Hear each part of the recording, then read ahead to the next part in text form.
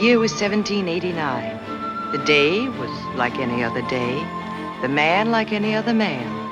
Time alone was to prove the difference. The morning this man appeared at the top of the hill and rode into our valley marked the beginning. And in the end, I was to realize that nothing really important had ever happened to me before this day. I was to know this stranger as no one else was to know him. It's been said that every man has two sides. The side he shows to the world and the side he shows to the woman he loves. This was the side I was destined to see. And this was the day of the beginning.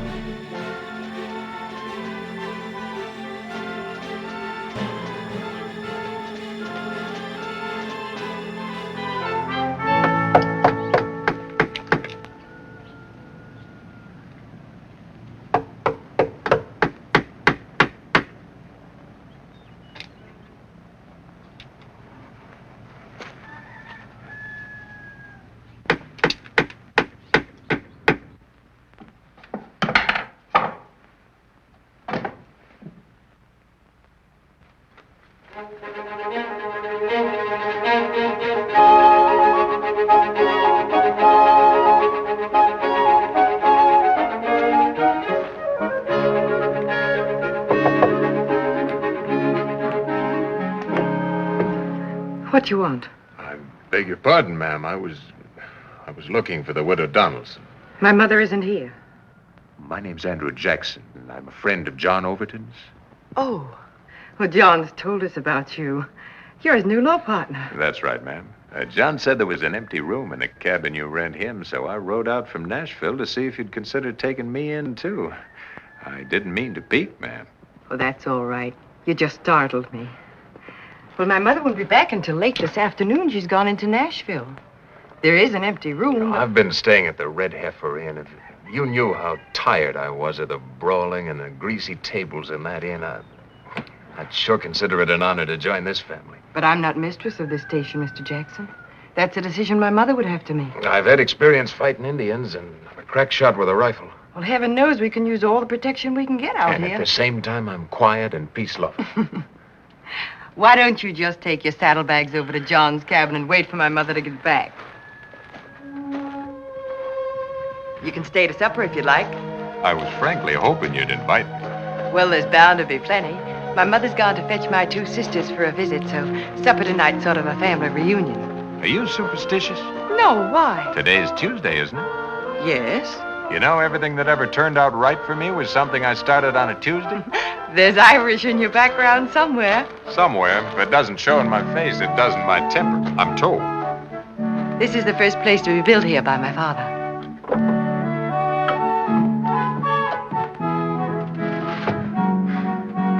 It's about the prettiest cabin I was ever in. Anything that looked like a palace to you after the Red Heifer Inn. This is Cousin John's room, and this is the one that's vacant. Well, I'll just unpack a few possessions and put them away. Then if your mother says no, I'll come quietly back, slipping back into my saddlebags. Oh, I should have warned you. This door frame was never built for a tall man. No, the door's all right. My frame just wasn't built for a small door. Are you sure you didn't hurt yourself? No damage to either headway. Well, you come over when you hear the bell.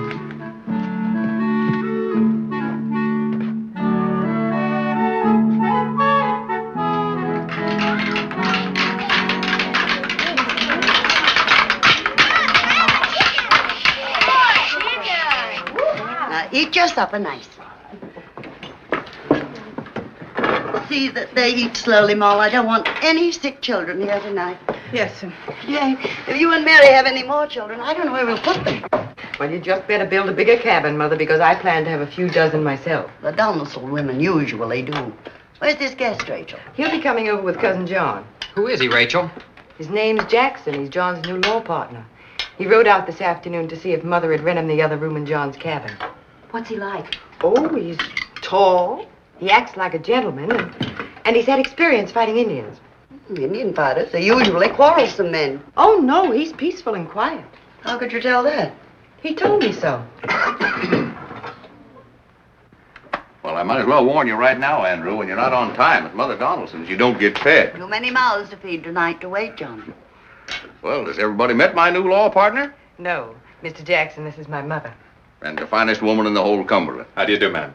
And my sister Jane. The prettiest? My sister Mary. The sweetest? My brother Samuel. The fightingest? And my brother William. The stubbornest. And as for me, I am the hungriest. Do sit down, Mr. Jackson, and help yourself. And these belong to Jane and me. Where are your husbands tonight? Home. There's a band of marauding Indians out our way. So we packed the children over here for a day or two. Now we can stay for Samuel's birthday party. Well, I'm mighty glad to hear that. For a while, I was afraid I'd have to dance with Andrew. Have you been long in Nashville, Mr. Jackson? Not long, ma'am. Last month, when John offered to go partners with me, I just shifted my law books to Nashville. What sort of law cases do you handle, Mr. Jackson? Why, Andrew just settled one of the biggest suits for damages this territory ever had. Tell him, Andrew.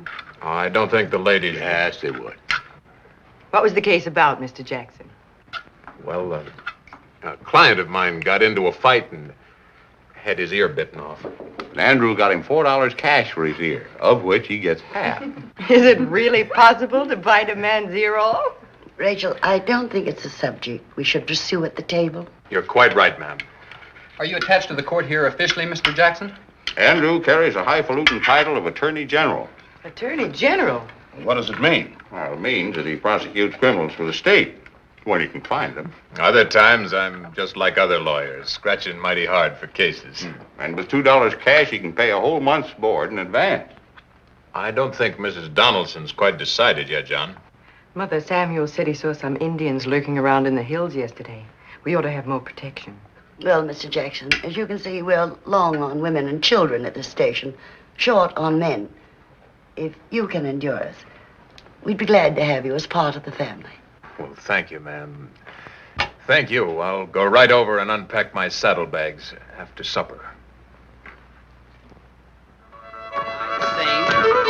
Head forward, cross over, and turn about. Sides the same. Head forward and back. Sides the same. Head forward, cross over. Sides the same. Head forward, out to the right. The right and left through, around the center. Chain right back. Head ladies, chain your left hand lady. Chain right back. Balance all. Forward again with the right and left through. All fours, forward and back. Forward again with the right and left through. Two ladies chain. All fours, forward again with the right and left through. Do you like Nashville? I sure aim to. I think you're going to be very successful here. I will if folks keep on getting their ears bitten off. Forward again with the right and left through. All fours, forward and back. Forward again with the right and left through. Excuse me, sir. I should like to speak with my wife. Mr. Jackson, this is my husband, Louis Robards. How do you do, sir? You'll excuse us. Of course. Forward again with the right and left through. Head forward to promenade outside the center. I thought you were still in Harrodsburg. I left yesterday to come after you. Why? Chain right back. I'm sorry I sent you home, Rachel. Head forward, right and square. Why didn't you write? Oh, I was angry and jealous. Had to get over it. There was nothing to be jealous about. Jason told me himself that you encouraged him. Then he lied.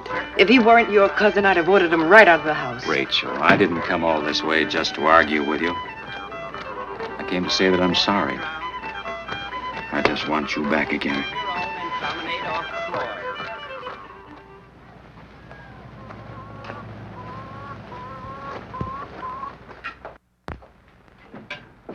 Morning, folks. Good morning, everybody. Good morning. That was a mighty fine party you gave last night, Mrs. Donaldson. Glad you enjoyed it, Mr. Jackson. What's the matter with Rachel? Too much apple cider and dancing? Rachel's gone. Oh? Where? Harrodsburg. She left at dawn. A little trip? She's gone back to live at the Robards. A wife's place is with her husband.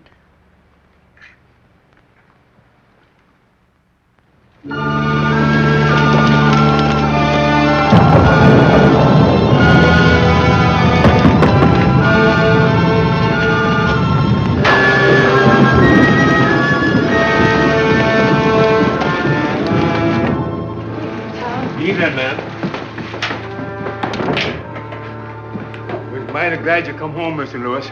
We're just about going to send for you, sir. Send for me? Why? Your mother's ailing. We don't know what's wrong, sir. I'll go up and see her. I'll change into a dry coat and be right up there.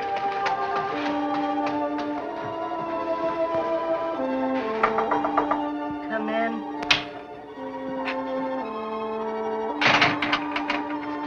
Mother Robard. Rachel.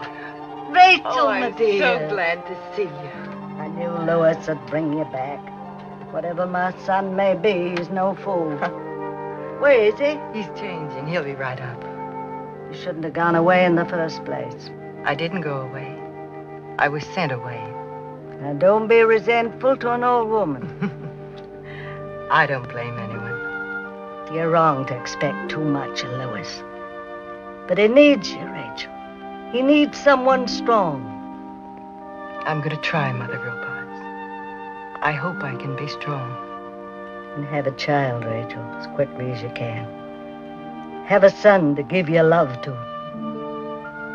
That was my salvation. Don't you worry, Mother Robards, please. Everything's going to be all right, you'll see. Where's my boy? Why doesn't he come up to me? Now, he'll be here in a minute. Oh, I'd better get into some dry clothes, too. I'm drenched. Come back later and sit with me. I've been lonely.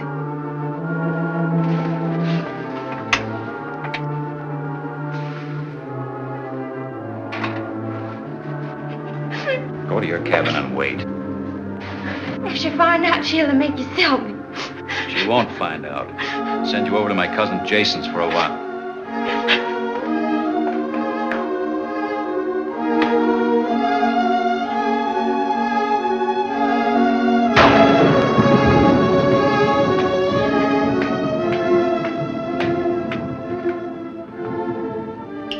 Where did that girl come from?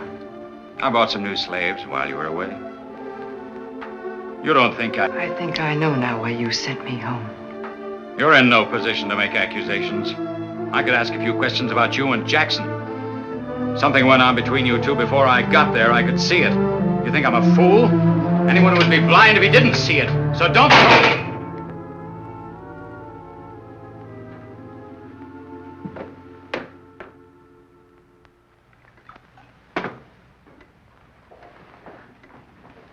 I thought if you didn't mind, Jason, I'd send that new girl over to your place for a while. What's made you change your mind? I've been locked out of my own room every night for 2 weeks now. I don't like it. Maybe if I get the girl out of sight, Rachel will forget about her. Why don't you sell her to me? She's not for sale. Morning, Rachel. Mr. Lewis, What is it? there's a Mr. Jackson outside to see Miss Rachel, sir. Show him in, please. Who's Jackson? One of my wife's admirers from Nashville. I would say this rather vindicates me. Good morning, Miss Rachel. Mighty good to see you again. Good morning, Mr. Jackson. How do you do, Mr. Robards? Well, Mr. Jackson. This is my cousin Jason. How do you do, sir? And what brings you to Harrodsburg, Mr. Jackson? Well, I thought you knew. My wife? Your mother sent a letter to Mrs. Donaldson asking someone to come for Miss Rachel. My mother sent a letter. She said Miss Rachel wanted to come home. Mrs. Donaldson was going to send Samuel, but he took sick, so I came to fetch her instead. Did she misunderstand? No, she didn't misunderstand. Well, that's good. But it seems you've made a long trip for nothing, Mr. Jackson. My wife has decided to stay here. Did you change your mind, Miss Rachel? No, I haven't changed my mind. I want to go back to Nashville. In that case, I'll be happy to see you get safe home. I'll say goodbye to Mrs. Robards. Just a minute, Rachel. The only one who is leaving is Mr. Jackson. You better go get your things, Miss Rachel. I think you better go, Mr. Jackson. I intend to shoot. Start heading back, Mr. Jackson. Lewis, please. Get out. You want to go, don't you, Miss Rachel? Not if it means bloodshed. Are you in this, too? She's not my wife. Then we'll be leaving. Get your things, Miss Rachel.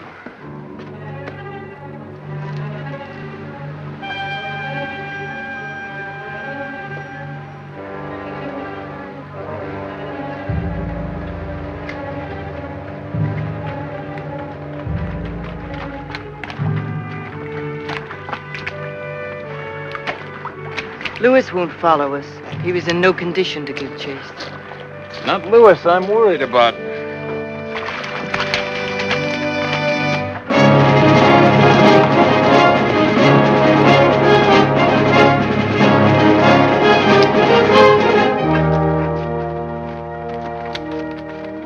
You rest here.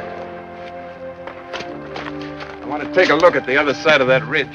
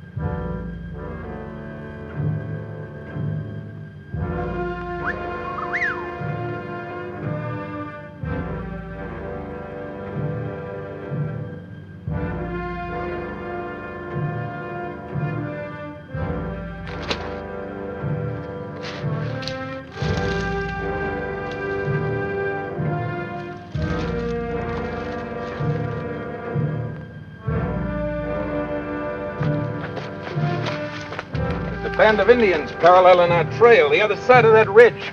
I don't know how many. Do you think they've seen us? I don't know. We'll head for those rocky flats along the stream. If we make enough racket, we'll sound like several horsemen. Then we'll fire into the woods and make some more noise. Now, you stay right behind me. You ready? Ready?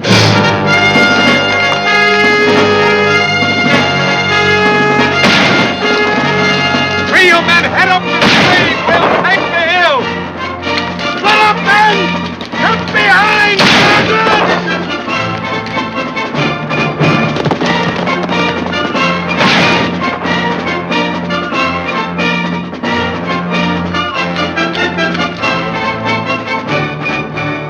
I don't know how much good that did, but I think they'll leave us alone now.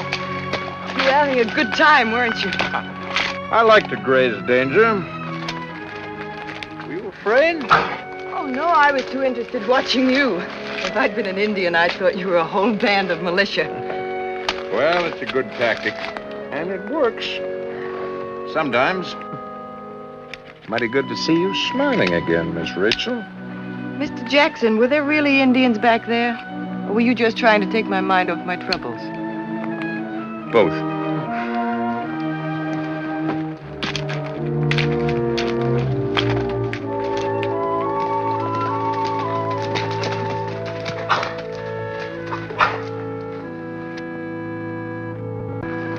Tired?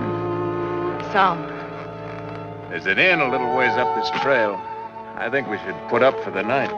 If you think it best. In this moonlight, we'd be a pretty easy target. We better stop.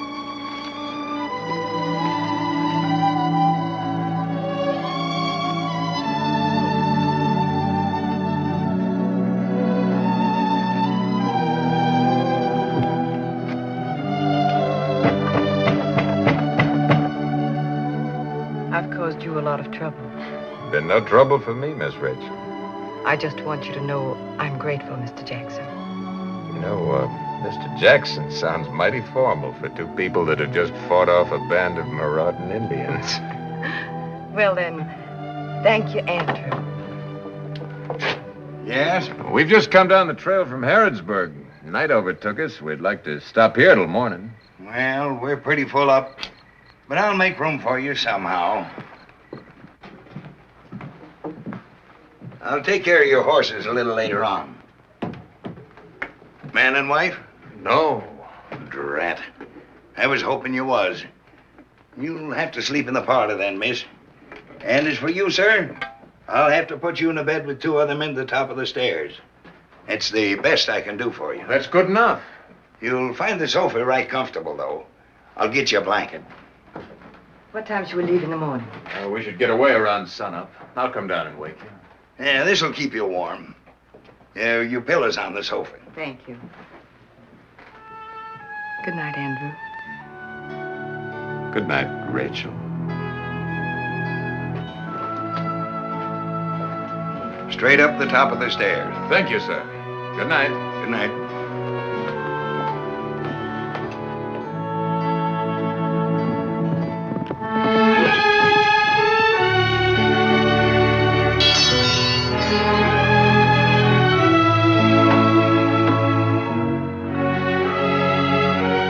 Home again with our scalps intact. I was worried. I expected you back last night. Well, I thought it safer not to travel with a full moon. Of course. I hadn't thought of that. Well, I'd best get on into Nashville. I'm due in court this morning. Thank you, Andrew. I'll see you tonight.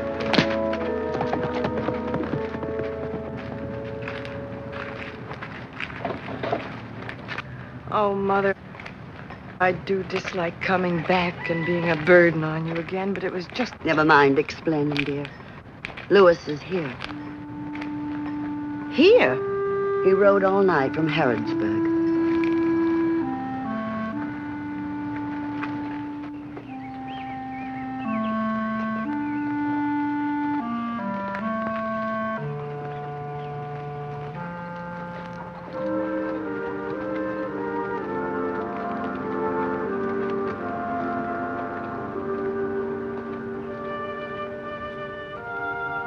I can't explain, Rachel. I can only say I'm sorry. I know I behaved badly and stupidly, but I love you. I want you to come back with me. I can't. I've lost all respect for you. I know I deserve that, but this won't ever happen again, Rachel. Believe me. I no longer love you, Lewis. I don't believe that. I'm sorry, but it's true. And it is Jackson. No, it isn't, Mr. Jackson. It's just that I feel I could never trust you again. It isn't important what you feel. You're my wife. You've deserted me, and I've come to get you. Lewis, I never intend to see you again. In this territory, a wife does what her husband tells her to do.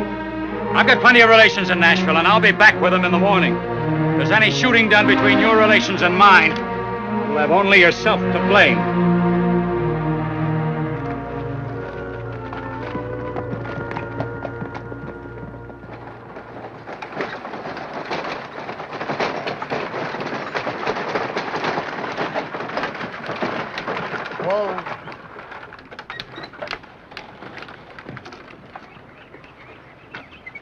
Colonel Stark! Well, if it isn't Miss Rachel and the widow Donaldson. Oh, Peach Blossom. Bless my soul, we got visitors. Careful of that gangplank, Peach Blossom. Don't you worry, Cherry Pie. If I fall in, I'll float. I'm certainly glad to see you, ladies. Thank you. Well, I declare, Rachel, there's something wrong with nature. You get prettier every day, and I just get fatter. Well, let's sit and visit a while. We'll be out of the way of the loading over there. Oh. Keep that cargo moving. We ain't half loaded yet. You're a busy man, Colonel Stark, so I'll get right to the point.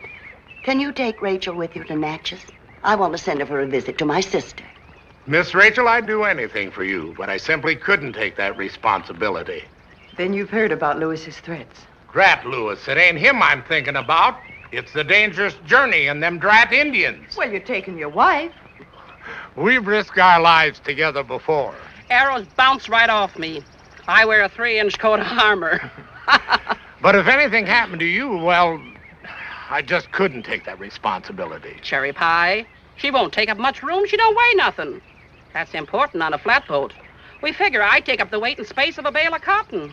But you, we could make room.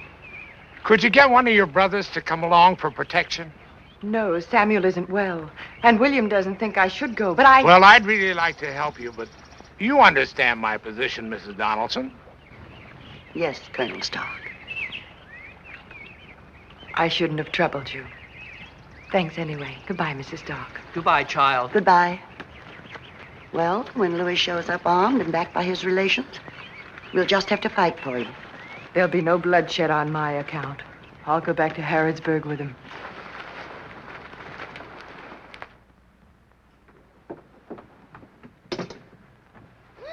Rachel. Get dressed quickly. What is it, Mother? It's almost dawn. Colonel Stark has sent word he'll take you with him. There's not time to pack much.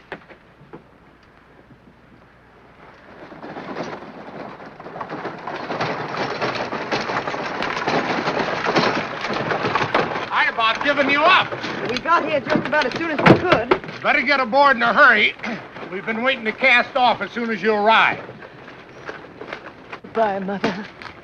Get aboard, child, get aboard. Thank you, William. Remember, who runneth away and inviteth trouble to pursue. Yes, William, the cautious. I'll remember.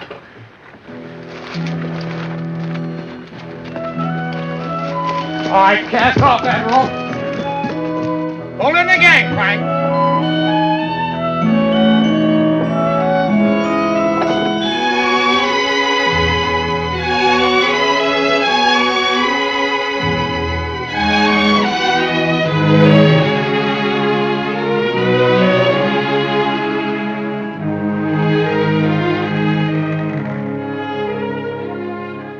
Morning, Miss Rachel.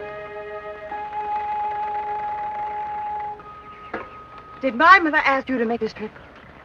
I like to travel. I asked you a simple question. You'll have to excuse me for the moment, Miss Rachel. I'm busy as a cat in a hot griddle. Welcome aboard, Rachel.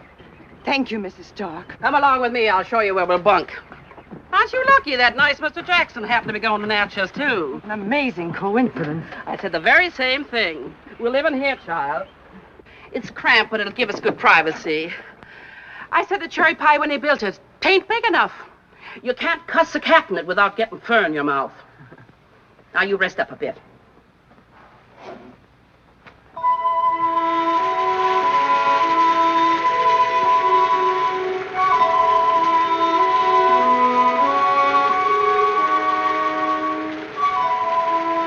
Andrew, do you have a free hand for a cup of coffee? I'll sure find one. Thank you, Rachel.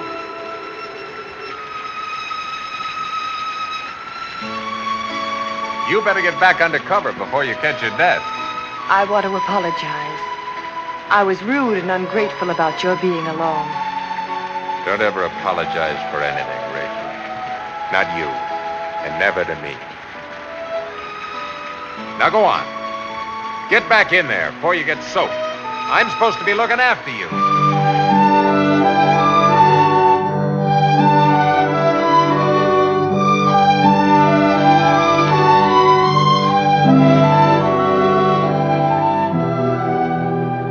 Seems kind of indecent hanging out such private garments before a bachelor. But we've got no choice. Oh, I think they know more about us than we give them credit for knowing. Colonel Stark bought me these in New Orleans. I just love them. So does he. Well, neither one of us has any secrets from the men folks now. Andy looks kind of moony over there by himself. Go talk to him for a spell, Rachel.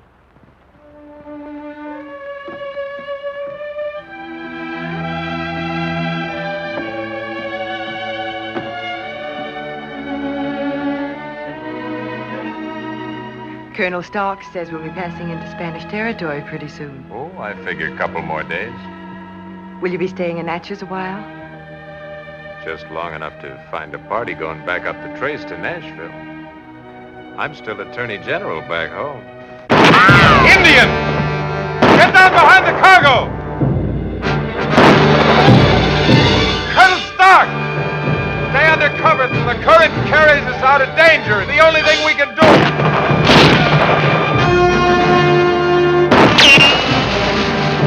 Shouldn't we fire back? Just a waste of ammunition.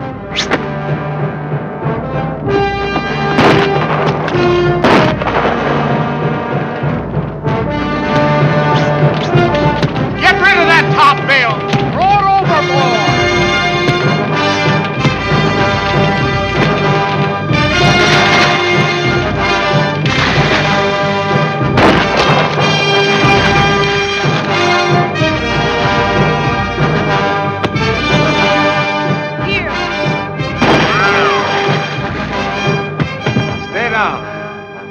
out of range in a minute.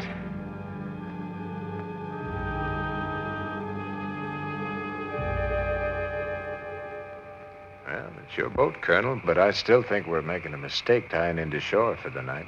Andrew, I've got no choice. I know this river. There are rapids just ahead, and I can't risk running them in the dark. You know the river, but I know Indians. They'll smell us out before morning.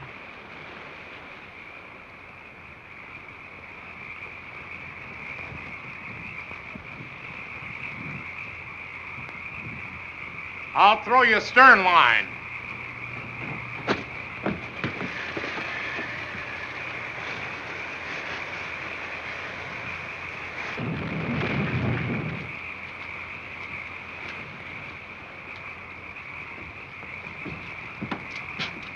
I don't like the look of a cherry pie.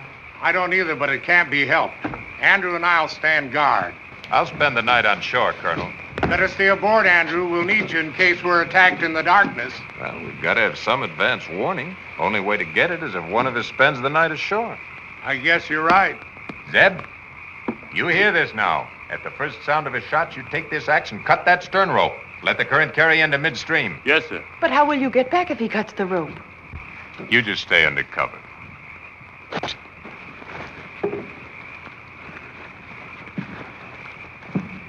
Come along, child. We might as well try to sleep. There's nothing we can do. I think I'll watch for a spell. Well, if I'm going to get scalped, I'd just as soon be asleep. I'll look out from the top of the cabin. You get to the stern. Yes, sir.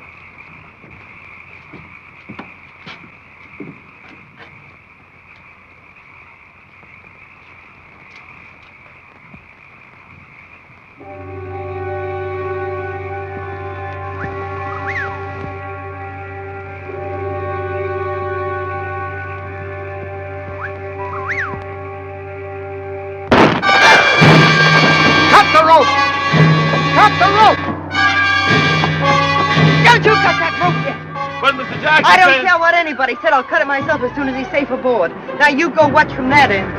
Colonel, you shout as soon as you see Andrew.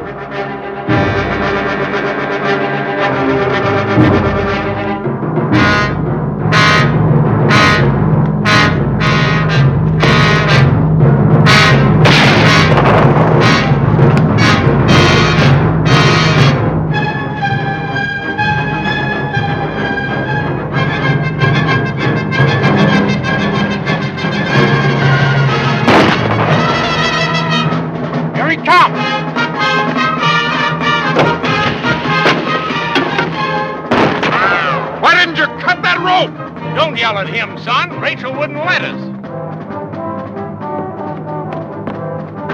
Are you all right? Of course I'm all right. Why didn't you cut the rope like I told you to? You didn't tell me, and I never agreed anyway. Don't you know you could all have been massacred? Don't you shout at me. I've still got my scalp. Have you got yours? And besides, what kind of a protector goes gallivanting over to the woods chasing Indians? What were you trying to do, make a dead hero out of yourself? Why did you do it? I was showing off. I like to graze danger.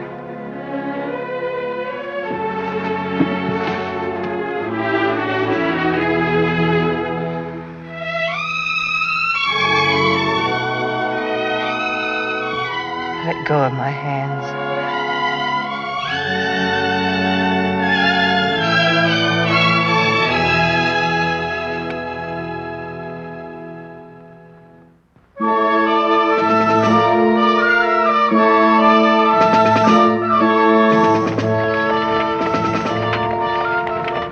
Well, we're almost there. We're planning a party for you next Tuesday, my dear. We've invited practically everybody in this territory.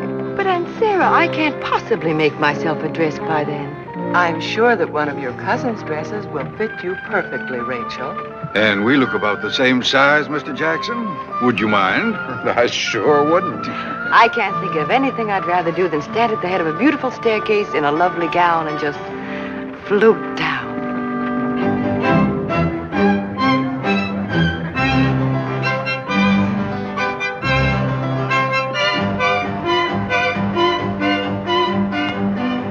That just shows you what a fool I can be. I didn't think it possible that you could be more beautiful. I'm so laced up I can hardly breathe. My heart is pounding in my ears. Well, by a strange coincidence, my heart's pounding in my ears, too, and I'm not laced up.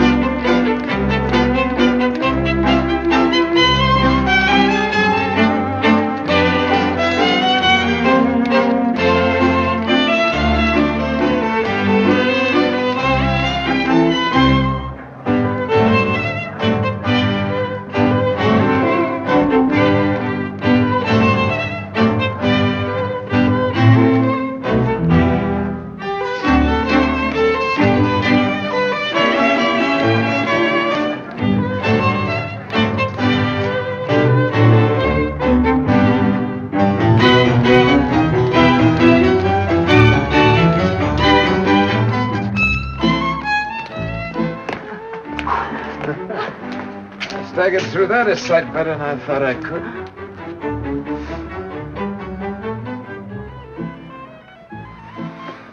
Darling, I've been asking in Natchez. You can get an annulment here in Spanish territory. We can be married right away. Then we could go home together. No, we couldn't go home. Why not? Well, we wouldn't be legally married any place but here. We could never go back? This is a beautiful territory. What would be the matter with spending the rest of our lives here? Andrew, I don't want you to have to give up anything for me. What would I be giving up that means anything to me? I couldn't be happy any place in the world without you. We could build a good life for ourselves here. Marrying here would only be a way of getting around the law. Our love is right and good. Our marriage must be right and good, too, from the first instant. I don't want it to imprison you or cost you anything. Rachel, it has to be here and not at all. Maybe if you went back and talked to Mother Robards, she'd get Louis to petition for divorce. It never set you free. But we must try. Go back and talk to Mother Robards, Andrew. I know she'll do anything she can to help me. And then if there's no other way, I'll marry you here. I'll do anything you ask me to.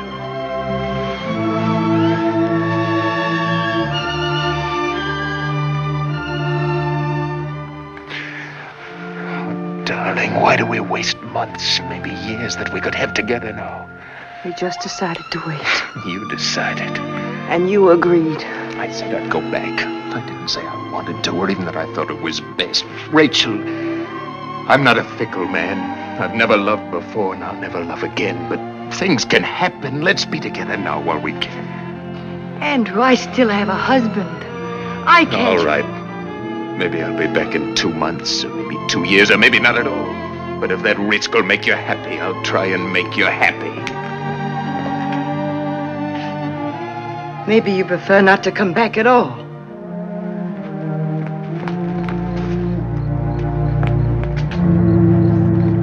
Andrew, a mail rider just arrived from Nashville. There's a letter for you.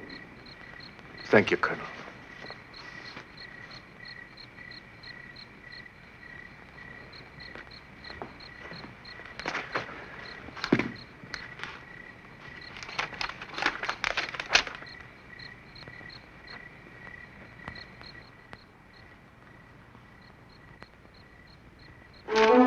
Rachel! We can be married. We can be married here right away. Louis got a divorce. Who sent the letter? Johnny wrote the minute he heard. Louis went to the legislature himself, and they granted his petition. Oh, I knew it was going to turn our way. Let me read the letter. I'll tell you about it. Andrew, there's something wrong about the divorce. It's not the way we wanted it, darling. But the fact is, you're free. Well, how did he get the divorce? Rachel. What were the grounds? The thing that's important here is that we can be married. Andrew, what were the grounds? He accuses you of adultery.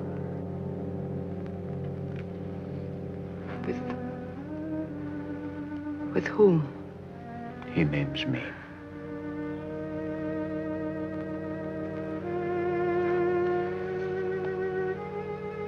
Darling, try to think only of what this means to us. You're a man. I don't think you can understand what this means to me. I think I can. It means that I'm marked for life. Rachel, listen to me. The divorce is already granted, so let's make the best of it. Let's not let anything mar our future now, especially the past. How could he have been so spiteful? Darling, don't be unhappy now, please.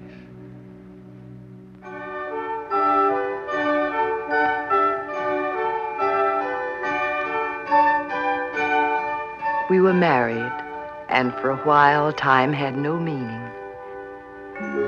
We stayed on in Natchez, and the days spread into weeks, and the weeks drifted into months. Oh, Andrew, look. Someday I'm going to have a track of my own, race my own horses. Do you like to gamble? I married you. Someday I'm going to build you a home just like that. With 6 columns? With 6 columns. Andrew, let's go back to Nashville to build that home. Right now? Right now.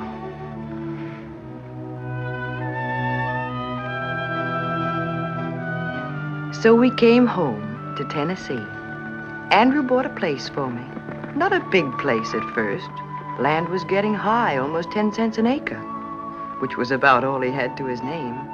But Andrew kept his word. He'd promised me a house with 6 columns. Well, it had 6 columns, sort of. Anything else you want, Miss Rachel? No, thank you, Ma. Good night, Mom. Good night. What are you fretting about? I'm beginning to worry, Andrew. What? When Jane was married as long as we've been, she'd already had 1 child. Second one on the way. We'll have children, don't you worry. There's plenty of time. I'll go see who it is.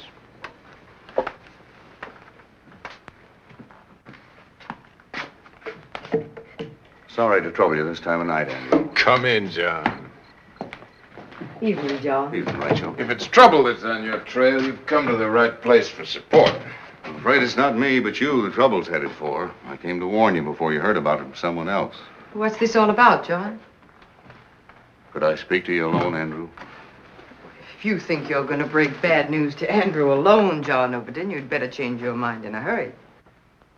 All right, then. Lewis never got any divorce from Rachel. I don't understand. Well, Lewis got his divorce over 2 years ago. We all know that. He petitioned the legislature. All they granted him was the right to sue. Then Andrew and I aren't married. John, everybody was wrong. Papers. The papers were wrong. And if Lewis knew about our mistake, he took his sweet time before he did anything. Did anything? What has he done now? He sued last week for divorce. It was granted. There was no question of grounds this time. But, John, how could this have happened? How? I don't know, but it did. The way things get twisted, the way news travels in this part of the country. I'm a lawyer. I should have known better. I should have gone to the legislature myself and looked into the records. And I'm to blame for passing the rumor on to you. I'll kill him. I'll hunt him down and kill him. I know what a blow this is to both of you, Andrew, but killing Lewis isn't going to solve anything. We'll have to be married again, Andrew. And admit publicly that Lewis was right? No.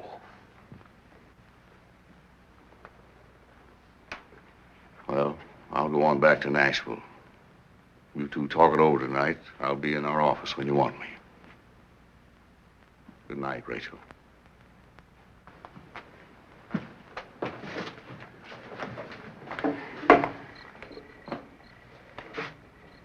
Thanks. Let me know what you decide.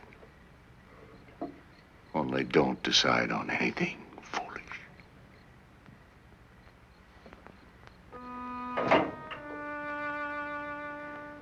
We'll have to be married again. And admit that we don't recognize our own marriage ourselves. I told you no. Oh, Andrew. Darling, even if it galls you, do it for my sake.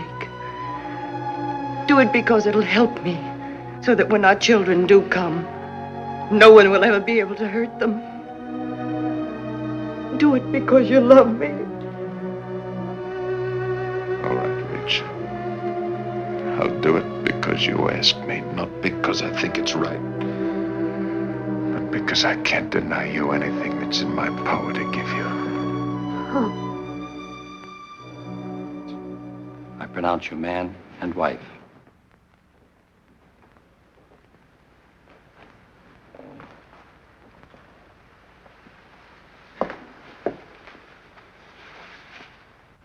Now, Jane and I have fixed the cake. Come along, Rachel. You're going to have to cut it.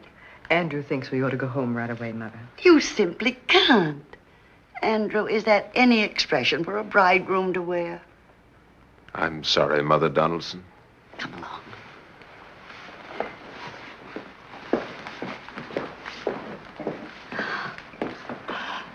Well, it isn't everyone that can have two weddings. I mean, let me help you, Mother. It seems to me William could have got here whether he approved or not. Oh, I didn't really expect he'd be here. He never thought I should have married Andrew in the first place. Well, he can go hang as far as I'm concerned.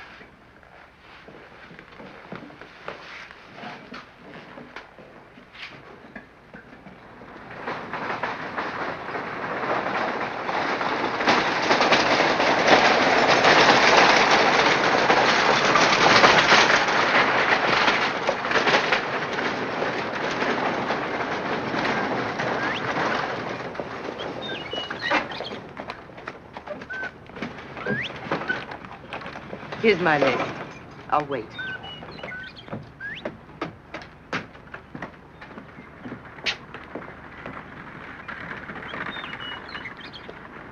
Good afternoon, Mrs. Ferris.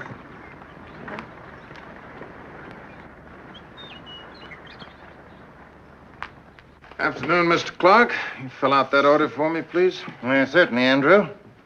I hear today's your wedding day. You heard right. Well, these aren't very fancy for a wedding present, but I wish you'd give them to Mrs. Jackson with my compliments. Well, thank you. She'll appreciate them. I'd like to ask Rachel.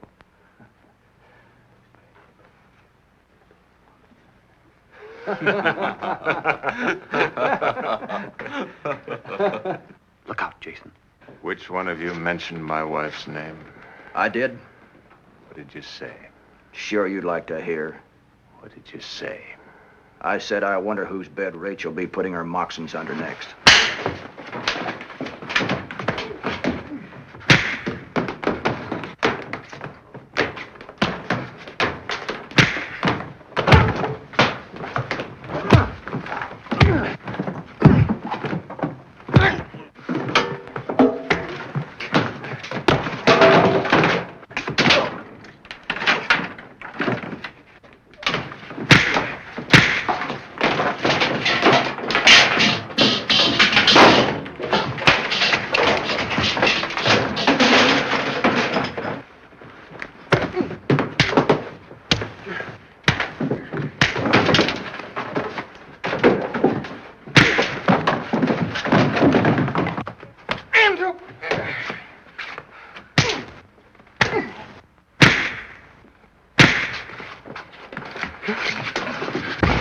He's not worth killing.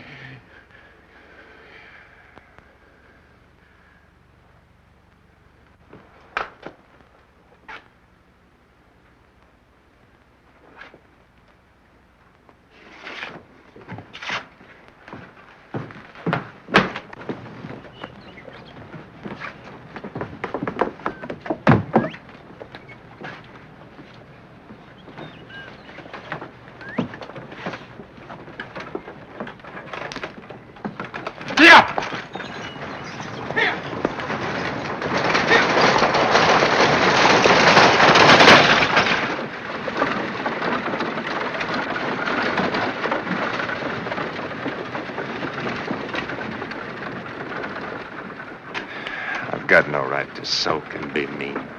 I just don't want you to be unhappy. I warned you once I was bad-tempered. They gave you good cause.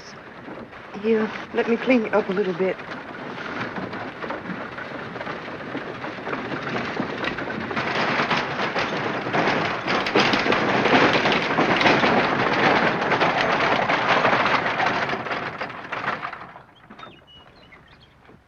What's happened, Mr. Crothers?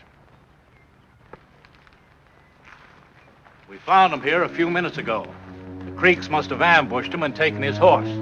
They burned the Henderson place, too. Looks like he's been dead since morning. Who is he?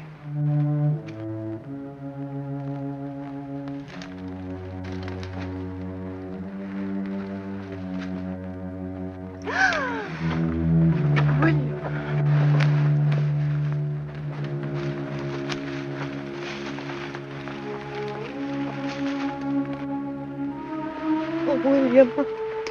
William. He stopped at my place this morning. Said he was going to his sister's wedding. Andrew. He was on his way to be with us. We'd best all meet in Nashville tonight. Tell everybody it looks like the Creeks are aiming to wipe us out for good this time.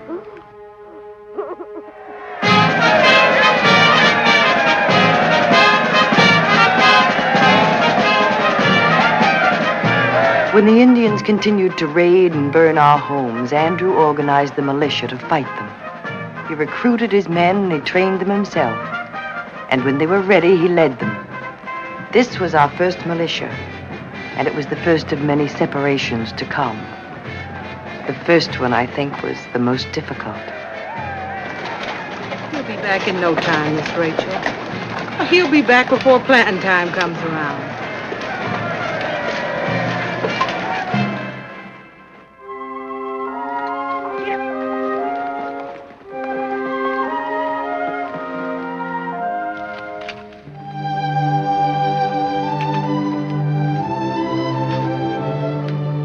If I was young, which I ain't, and if I had any brains, which I ain't, I sure wouldn't marry no soldier. Andrew wasn't a soldier when I married him. And when he married you, you sure wasn't no workhorse neither.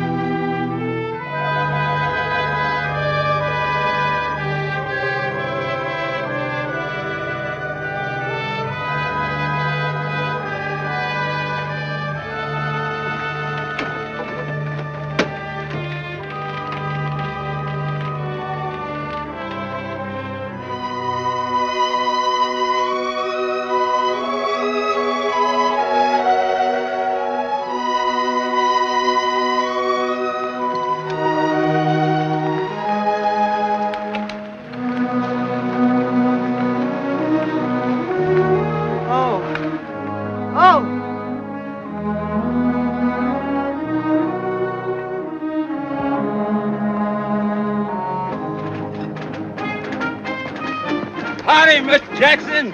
Jacob, what are you doing back? Heading home. The Indian War's over. Looks like you made yourself a hero, Miss Jackson. Where's Andrew? He's coming up the road. Oh! We licked them good and proper, and Andy signed a treaty with the Creeks, and from now on they... Don't you want to hear about the war?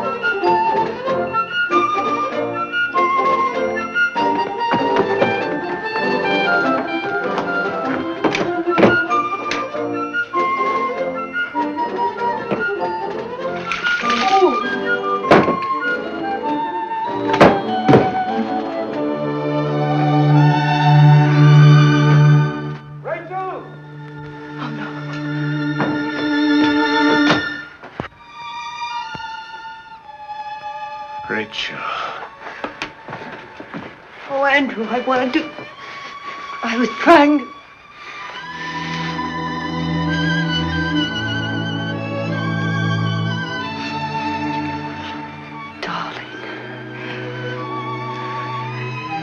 You're so thin. I lost a few pounds. Are you all right? Hard as nails. Oh, Andrew. What's that? I almost forgot. Come on. Wait here.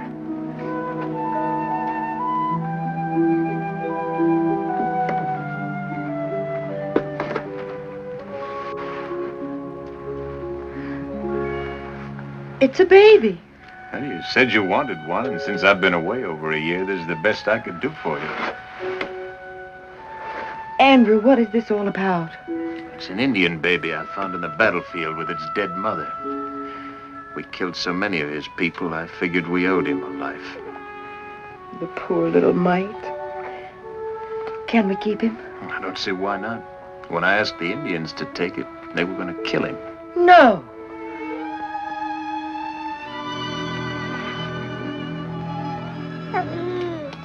How helpless and dear.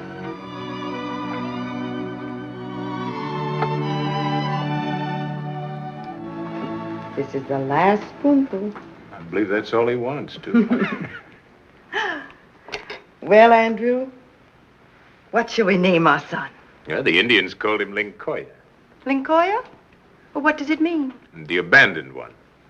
Well, Linkoya, we won't abandon you. Oh, Andrew, you'll choke the boy. Oh, he was starved. How long have you had him? 6 weeks. Oh, what have you been feeding him? Brown sugar and water. Hasn't he had any milk? Now, where would I get milk? From a cow. Well, my men did find one cow. They had it killed and eaten before I could find a pail to get under it. It's a wonder this child's alive. That's a wonder any of us are alive.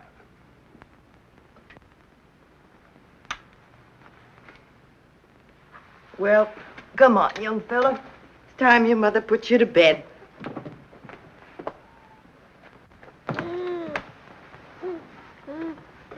Down we go.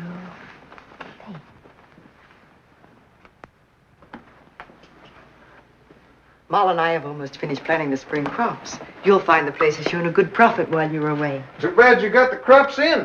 Too bad. Well, why? Well, somebody else will reap the harvest. It won't belong to us. Now, who will it belong to if not to us? Yeah, the crops, the land, the house don't belong to us right now. Rachel. I had to sell everything we own. Sold our home? Right over our heads. Oh, Andrew. Well, darling, our troops needed food and ammunition. I had to buy it for them. And the contractors wanted cash. The only way I could get supplies was to sell everything I could. Well, you'll get it all back. Surely the government will make it up to you. That don't seem likely, honey. They're 5 years behind paying me as Attorney General.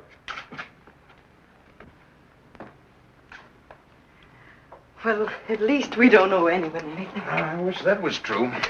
The fact is, I've had to sign notes putting myself in debt for the next 15 years. Andrew, if we've no home, where are we going to live? Oh, I stopped in Nashville just long enough to buy us a new place. I'm going to make it the showplace of this country. Now, how can we buy a new place if we haven't any money? Well, that's why we're in debt. I figure the time to dare to pull yourself up to the heights is when everyone thinks you've failed.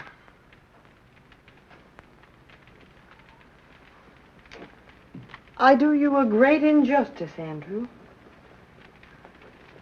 Once in a while, I worry about the future.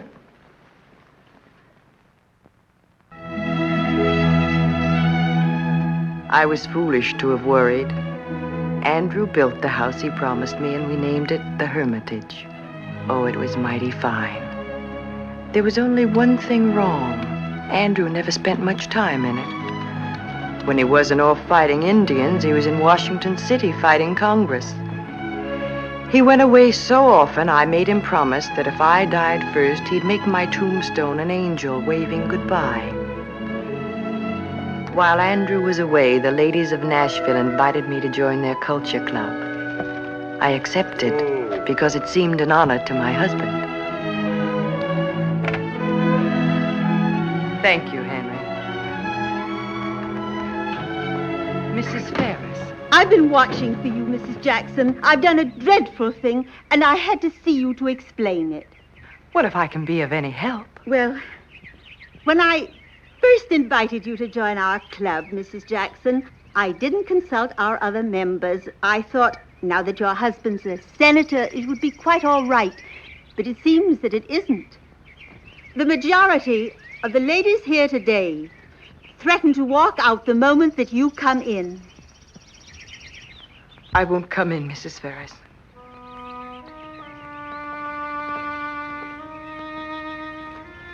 It seemed that people just wouldn't forget. I made up my mind then never to risk humiliation again. I'd stay at the Hermitage and make our home what we'd always wanted it to be. A safe retreat from the world. Oh, Miss Rachel. Ma, what is it? You was away. We sent for the doctor as soon as we could. What happened? Lincoya.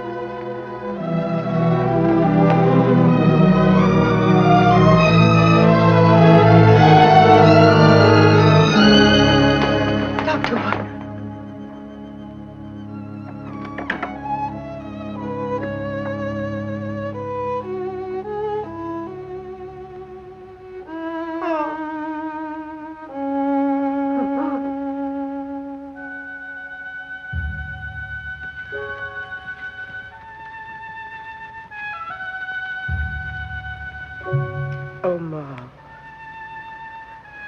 What wrong have I done that I should be punished? Am I really an evil woman? Why you ask that, Miss Rachel? My husband is persecuted because of me. God denies me children of my own. And he takes away the child that I was given. Miss Rachel, do you think them Christian martyrs standing before the lions and tigers, do you think they asked the good Lord if they was being punished? Of course they never.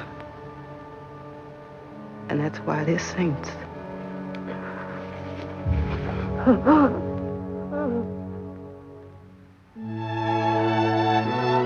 Andrew finally came home, and I invited some of his friends to the Hermitage to celebrate the occasion.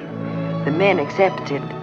The wives still refused our hospitality. Well, I may be too old to beat you on, Captain, but I'll contrive to do so on horseback. Are you gentlemen going to desert me all evening? Do forgive us, Mrs. Jackson. You're either talking politics or racing. Which is it? Now, you don't talk politics. You argue them. It's racing. Andrew just agreed to run his horse against Greyhound next Tuesday. Well, I think it's only fair to warn you, Captain Irwin, that Tuesday's my husband's lucky day. It is only fair to warn you, Mr. Jackson. My son-in-law is a fine horseman. All the better. We have a wager and a race, Mr. Jackson. We have, sir. May I claim my husband, gentlemen? I haven't had him back long. Why, of course. And how much have you bet this time? 5,000. 5,000? Should I have bet more? We haven't got $5,000. You know that. No one else knows it. And what if we lose? My note is good. No one would refuse it. Andrew, sometimes I think politics have taught you to be devious. I didn't have to be taught. I come from a long line of horse traders. Good night, Andrew. It's good to have you home again. Well, thank you, Ted. Good night, Rachel. Good night, John. Good night, Andrew. Good night, John. You tired? Some.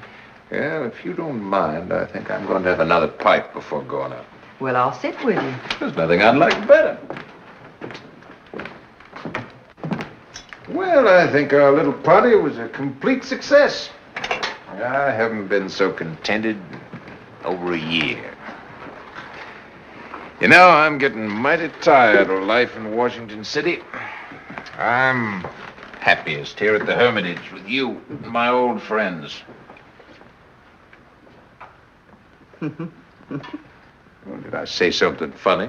No, my love. It's just that I forgot to tell you. One night while you were gone and I was very lonely, I tried to smoke your pipe. Did you like it? It nearly strangled me. Well, you didn't go about it right. Here, I'll teach you. Oh, no, well, Molla'd be scandalized. She won't see you, now try it.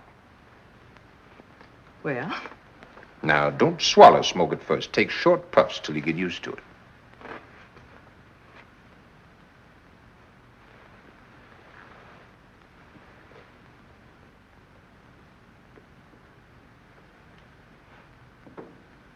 I've mastered it. Well, not quite. Now you're used to the smoke, I'll show you how to exhale it properly. Now, first, hold some of the smoke in your mouth for a moment.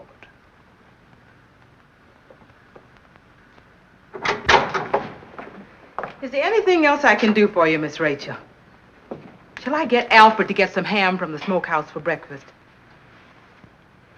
Miss Rachel, do you think Mr. Jackson would like some of them fancy pancakes we cooked while he was away? Oh, they sure something fancy. Is we used 1 cup or 2 cups of cream? Seems like 1 cup's a plenty. You mighty red in the face, Miss Rachel. Is you all right? Yes, Ma.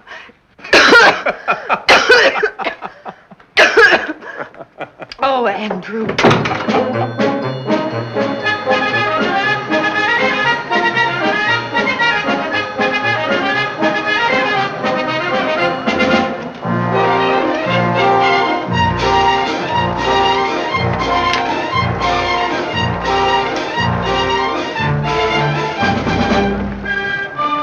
I'll join you right after the race. My heart is fluttering like a bird. You're not fretting about the outcome, are you? Well, some, but then I come from a long line of fretters.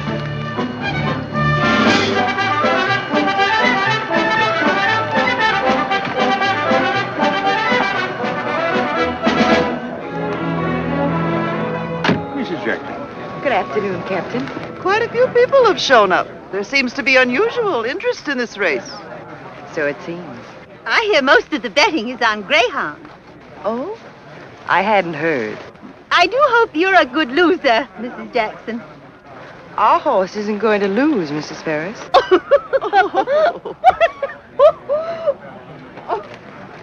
I'll bet you my carriage and horses against yours. If you wish, Mrs. Jackson. I do. Shall we consider this our bet? Very well. Thank you.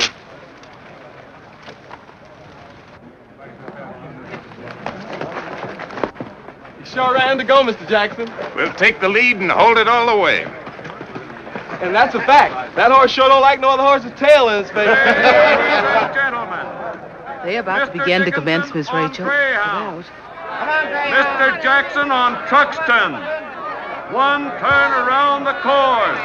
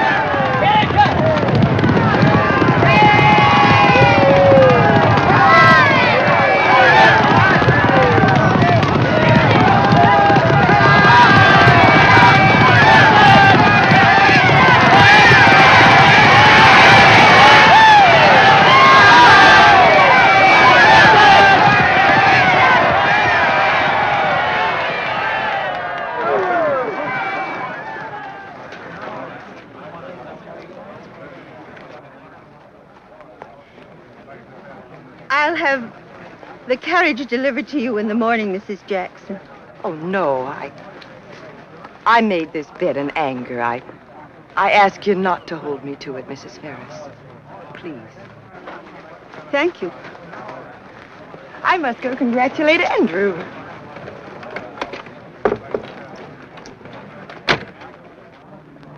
Jackson, you won, Mr. Jackson. You did it.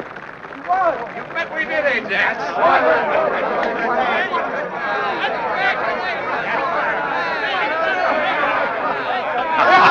We won. I was never so excited in my life. Didn't I tell you I had the fastest horse in this territory? Mr. Jackson, I shall have to give you my note.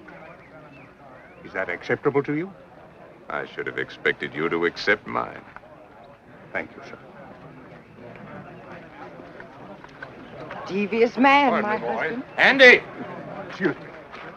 Andy, congratulations. Was a good race. Race? I didn't see it. What in thunderation are you congratulating me for? Why, hasn't anyone told you? That I won? I was on the horse. Oh, I mean the appointment. Haven't you heard? The militia. You're married to a general, Rachel. Governor Blunt signed the appointment this morning at the State House. This is just about the best Tuesday we've ever had. Did you hear? Andy's been appointed to head the state militia. Excellent choice, in my opinion. Andrew's been a fine attorney general, a good congressman, and as a soldier. No one can question his daring. No one. He's famous for a daring exploit. He captured another man's wife. Andrew, would you take me to the carriage, please? Excuse us, gentlemen.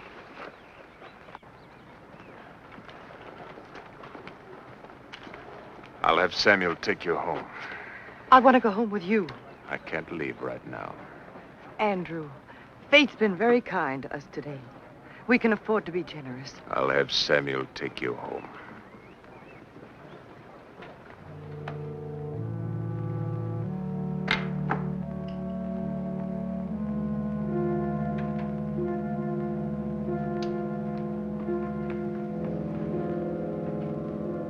I had to challenge him, Rachel. Why?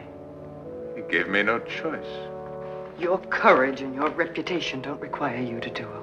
If I ignore him now, it will only goad him to greater insults the next time. Let him make his foolish charges. I can bear his insults. The men under my command in the militia expect courage from their leader. If I don't have their respect, I might as well resign. Andrew, is it your honor or mine that you're fighting for? If it's mine, then the decision should be mine. There is no difference. It's an excuse to murder. That may well be. He's a far better shot than I am. And if he kills you, am I better off a widow whose name has been defended? Rachel, I've already challenged him. I can't withdraw. You're a lawyer. You're breaking the law. You know it's illegal to duel here. We're going over the line into Kentucky.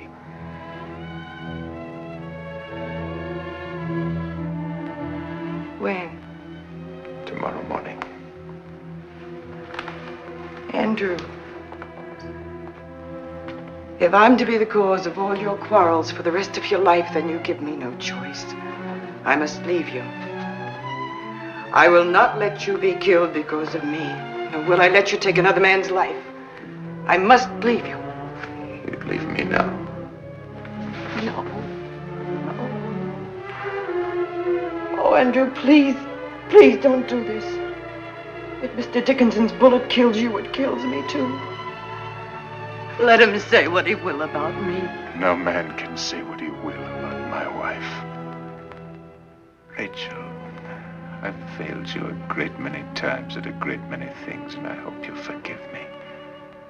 But I couldn't expect you to forgive me if I lived without honor. Now let's go to bed.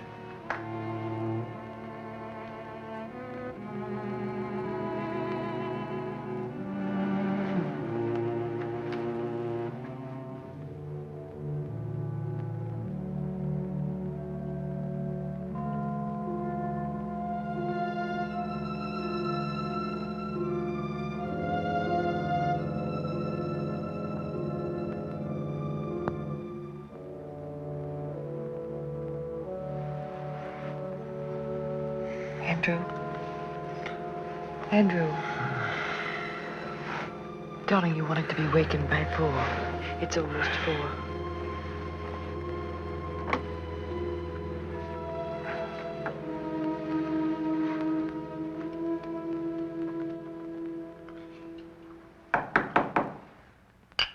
That'll be John and Dr. May.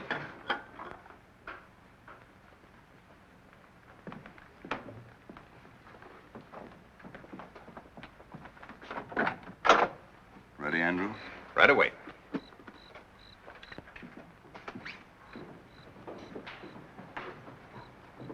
Be careful. I'll be careful. Come home to me as quickly as you can.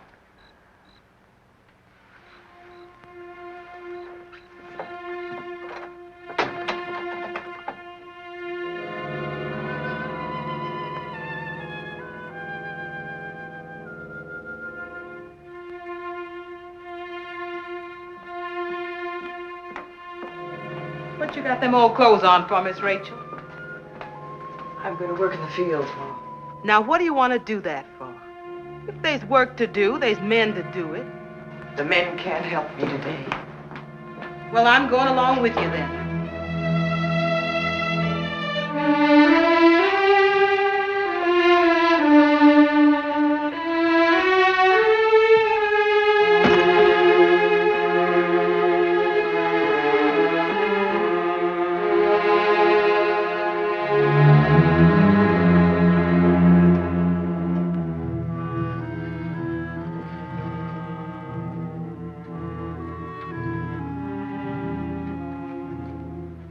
Go to bed, Miss Rachel. Please go to bed. No. When we finish this, we'll find something else to do. He ain't hurt. I just know he ain't.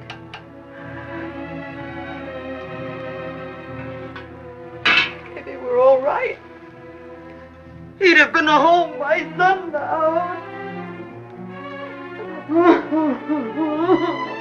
Don't cry, honey.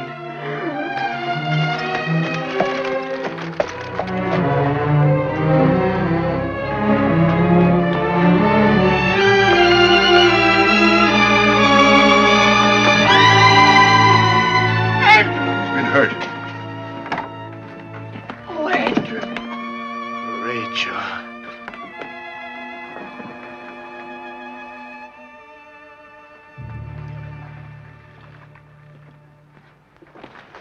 How bad is it? The ball racked his breastbone, broke his ribs. I tried to get him to stay at the tavern, but he insisted it was more important to get back to you. This should have been attended to at once. Dickinson wasn't bragging. His aim was perfect. He shot me exactly where he supposed my heart was beating. Keep talking, Andrew. But you know how loosely that frock coat fits me? Well, standing sidewise as we did it, billowed out in front of me.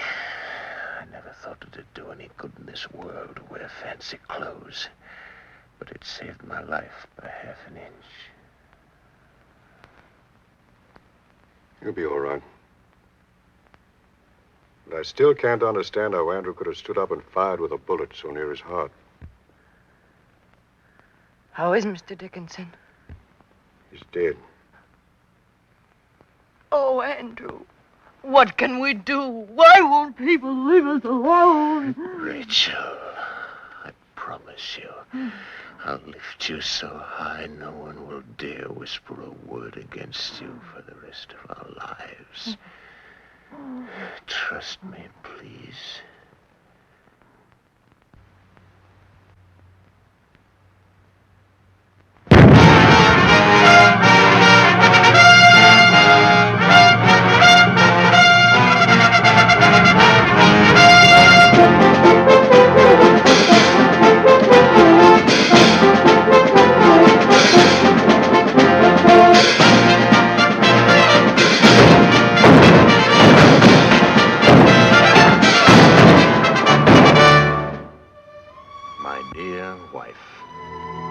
Each phase of this war seems to take me further away.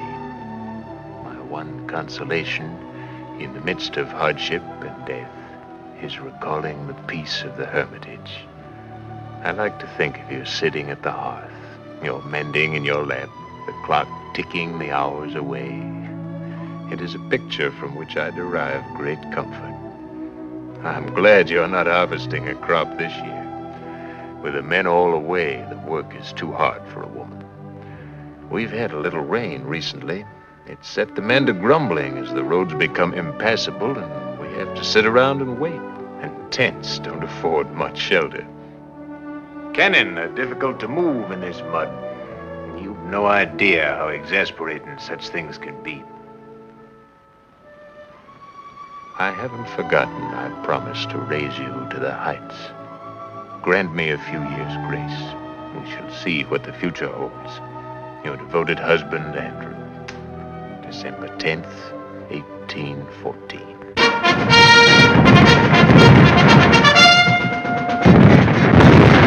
Andrew's letters never failed me, even when they were written in despair and defeat. Then, at New Orleans, he gave his country one of the greatest victories in our history.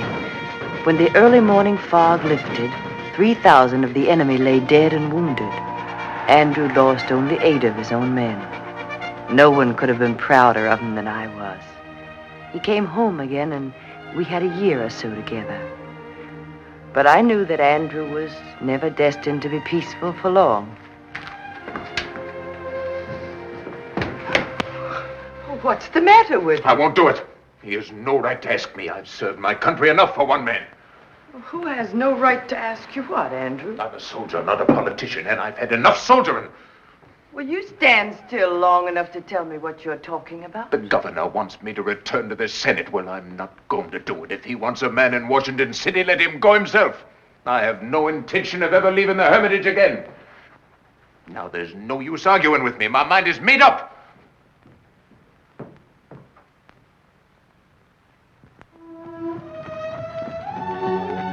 So Andrew was off to Washington again. And what had promised to be only a year or so stretched into 4 and 5 and more. I can't remember now. October 6th, 1825. My dear husband, your last letter was most reassuring. I'm delighted to know that things are going so well for you in Washington. But I'm especially delighted to hear that you're learning to control your temper. It's good to know that my husband is a man of peace at last. I do hope when you return after this session it'll be to stay. Since you've never really cared for politics, it's foolish to continue in a profession that keeps us apart. I know this summer, together with no thought of public office, will be the happiest of our lives. Since you've asked for my opinion, you're going to get it. There's only one thing that can keep you from being president, and that's you yourself, you and your dang temper. Now, look here. If you accept this honor, Andy, you've got to accept the responsibility that goes with it. You can't fight back the way you fought all your life. You tell this man how even-tempered I've become, Rachel. Go ahead, John. I don't think you've got a gnat's notion of the kind of dirty campaign you'd let yourself in for. They're determined back east not to have a Western president. And there's no weapon your enemies won't use against you, no matter how rotten or dishonest. Well, a little name-calling won't rile me, John. Even if it involves Rachel. This is my fight, not Rachel's. We're no strangers to abuse, John. They'll dip their arrows in venom, Rachel. They'll wound you if they can to goad Andrew into fighting. They know if Andrew's temper makes him kill somebody, it'll re-elect Adam. Otherwise, you think I might conceivably make a good president? If you're not hanged in the meantime. Well, thank you, John. I'll weigh my temper with my wife and let you know what we decide. Now, just don't forget, you've been warned.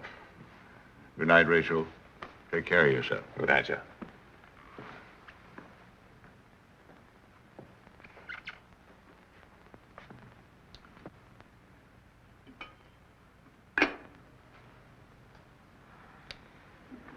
How would you like to be First Lady? How would you like to be president? Why don't you figure on going into Nashville? As soon as you're feeling better, order yourself an inauguration dress. What'll I do with an inauguration dress if you're not elected? Isn't it a little late in life to stop gambling with me? Here's something I had made for you, just in case you decided to run. It goes in the back of your watch to remind you not to lose your temper. What do you think of that? In case you don't recognize it, it's me. That's just about the nicest present you could have thought of. I wanted to surprise you. But I'm afraid I'm the one who got the surprise when I saw that portrait. I've always thought of myself as I was when we first met. I don't need any artist to help jog my memory. Unfortunately, the poor artist couldn't paint me from your memory. He had to paint me as he saw me. Well, it's a fine present, Rachel. I thank you.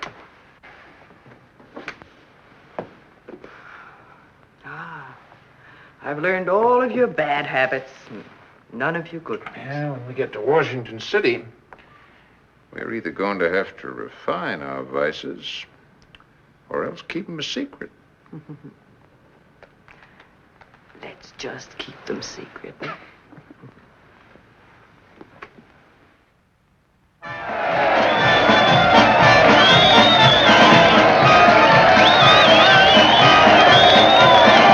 You got no business coming into town without telling Mr. Jackson. You ain't well, and you know it, and I know it, and he knows it. Oh, stop your grumbling, Mom. They aren't going to frighten me off. I want to hear my husband speak. He ain't gonna say nothing you ain't heard before and won't hear again.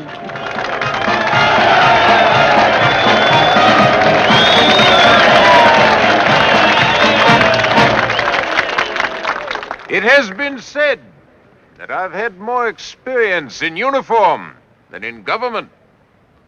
That is true. I might add that it was also true of General Washington. Are you comparing yourself with General Washington? He was a gentleman. You're a gambler. I can't deny that. I've loved to gamble all my life. It's no secret. You're a murderer! You killed Charles Dickinson in cold blood. That's I defended my honor. He was killed in a fair duel. You stole another man's wife. I stole no man's wife. We don't want an adulterer as president, do we? No! And we don't want a prostitute as first lady.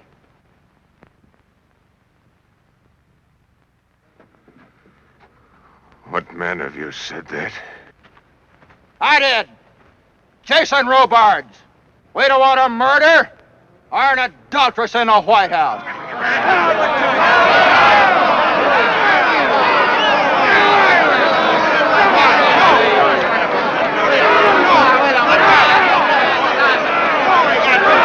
Don't be a fool, Andrew. You're playing right into their hand. Miss Rachel! Adams can write, Jackson can fight, Rachel can smoke, and all play fight. Adams will win, with Andy's chagrin. Rachel will pay the wages of sin. Adams can write, Jackson can fight, Rachel can smoke, and all play fight. Adams will win, with Andy's chagrin. Rachel will pay the wages of sin.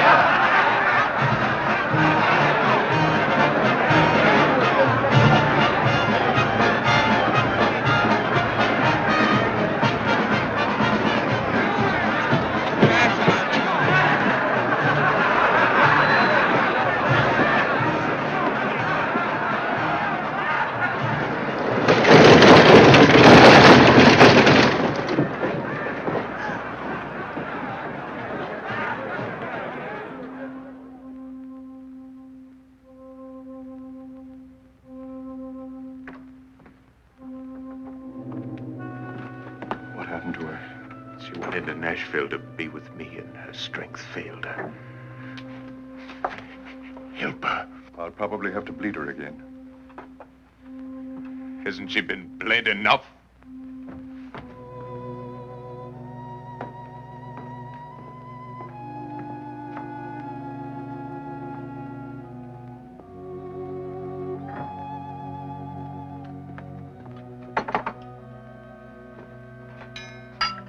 Is there any word yet? I don't want you to worry about the election. I want you to worry about getting well. Tell me as soon as you hear. I'll tell you as soon as I hear.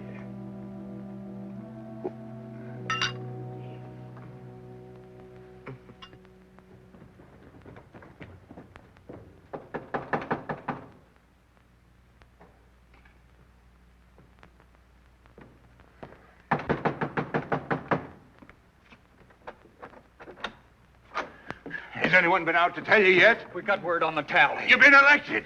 Did you hear that, Andy? You've been elected.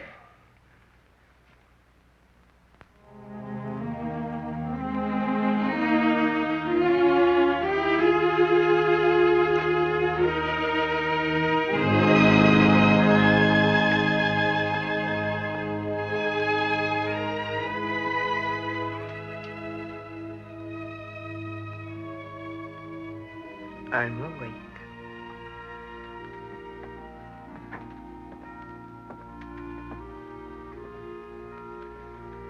We're going to Washington City. It's definite. Samuel and John came by to tell me just now. You're the first lady.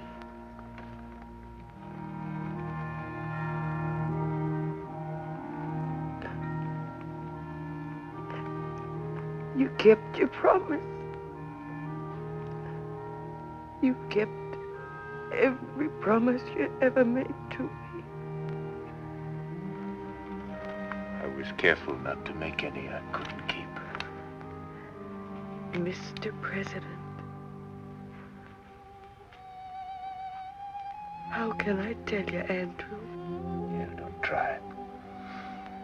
You just hurry and get well. Think you can sleep now? Well, you try. I'll leave the door open.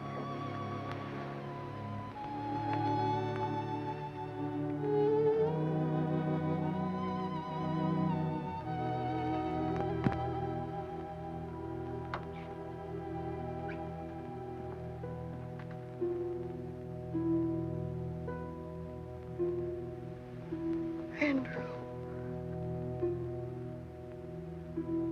Andrew!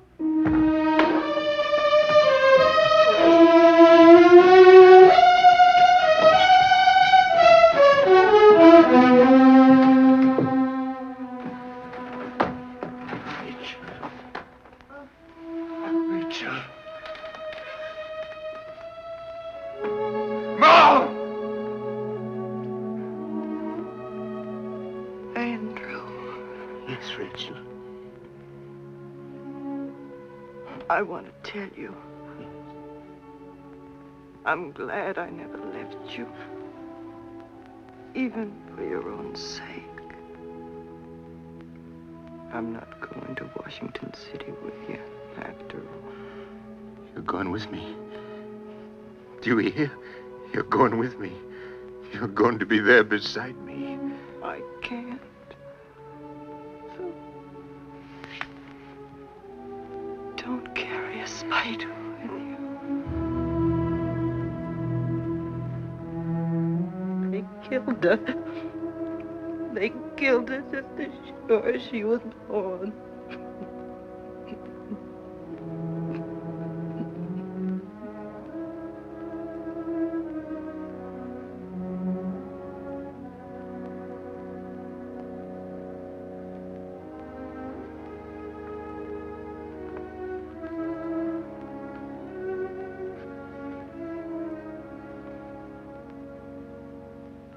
Presence of this gentle soul, I can and do forgive mine enemies.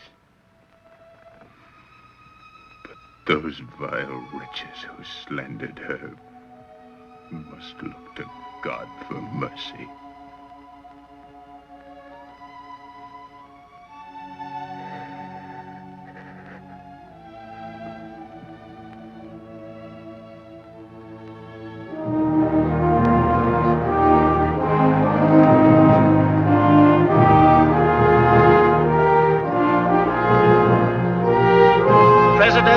of the United States.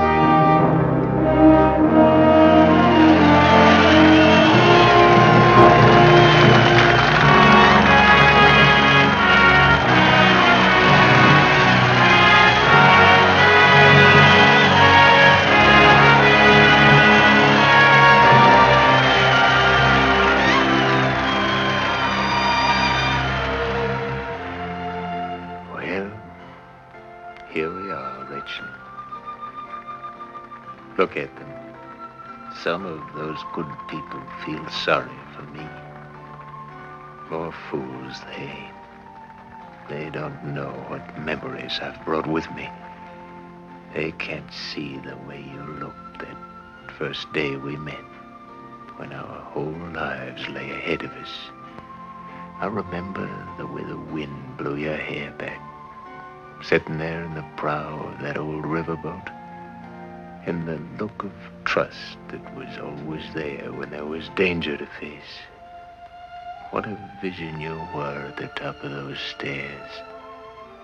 And the way you looked with Lincoln, crowding his poor little life into a few short years. And the way you always ran to me when I came home again. The way you ran to me. Why, I've enough memories to sustain me all the days of my life.